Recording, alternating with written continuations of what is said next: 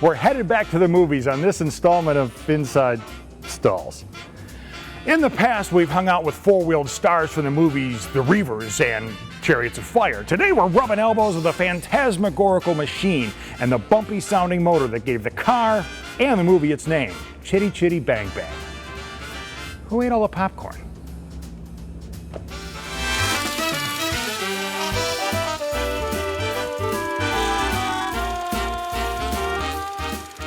A world of wonder, where fantastical music machines provide the soundtrack for a tantalizing stroll through history. Vintage automobiles and memorabilia stimulate the senses around every chromed curve and corner. This is Inside Stahls.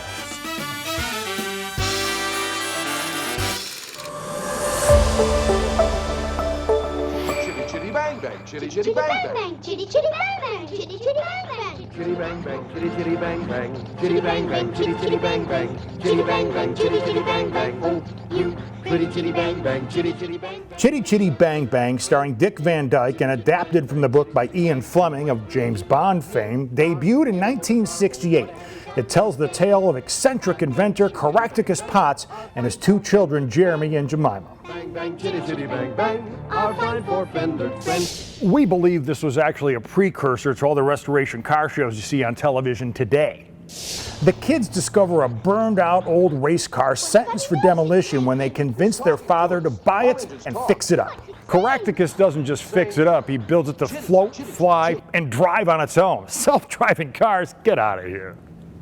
All those added bells and whistles serve the Potts and Caractacus's love interest, truly Scrumptious, well, as they try to save Lord Scrumptious and Caractacus's father, Grandpa Potts, from the capture of evil Baron Bombburst of Bulgaria, who kidnapped the men in an attempt to steal Chitty. In the end, Chitty drives, flies, and swims to save the day. Caractacus and Scrumptious kiss, decide to get married, and live happily ever after. 2 thumbs up. But now to the sequel, which brings us back here to Stahls. This Chitty arrived here just 2 weeks ago. It's one of the newest members of the collection and is believed to be one of only 2 fully operational vehicles used in the film. Now, a total of 5 cars were built for the movie. 2 for the driving scenes, 2 designed to float, and 1 for the flying scene, plus several other scale models for special effects. It's difficult to confirm, but this car was in at least 2 scenes in the movie. One where Lord Scrumptious is driving behind Chitty, tooting the horn, and where Chitty goes down the red staircase before leaving Bulgaria. It's also believed this was the car used in the self-driving scenes.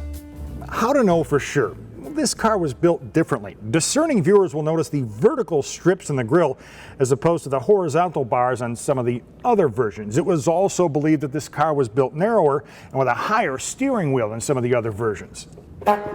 Excuse me. It's saying Chitty Chitty Chitty Chitty Chitty Chitty Chitty Chitty Chitty Chitty Chitty Chitty Bang Bang, Chitty Chitty Chitty Chitty Bang Bang, Chitty Chitty Bang Bang. You know, I never thought naming a car after a motor that sounds like Chitty Chitty Bang Bang was all that flattering, but in reality, what resides underneath the bonnet, as they say across the pond, is an English-made Ford 3-liter V6. While Chitty was made to replicate an early 1900s race car, underneath it was very much 1960s blue oval technology.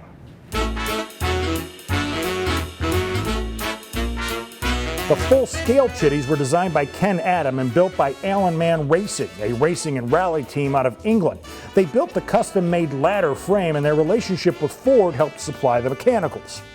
She's not exactly svelte, weighing in at 2 tons, but she carries it well on her 17-foot frame.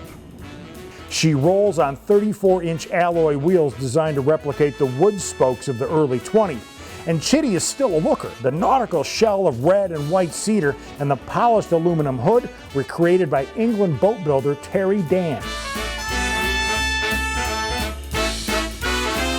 As good as Chitty looked, it actually performed better by air and sea than it did on land. According to Dick Van Dyke himself, and I quote, "Earmuffs, Chitty, the car was a little difficult to maneuver with the turning radius of a battleship." End quote. Ouch, babe.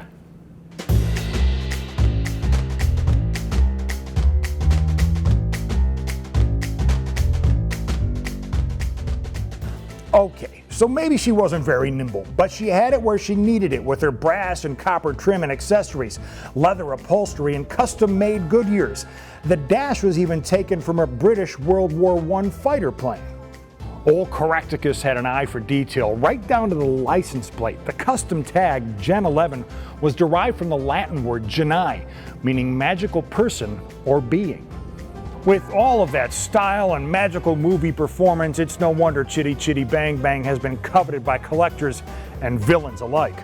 But let this be a lesson to you, evil Baron Bombburst. You couldn't steal Chitty in the movie, and you can't have her now, because she's heavily guarded here by all of her friends and fans at Stahls.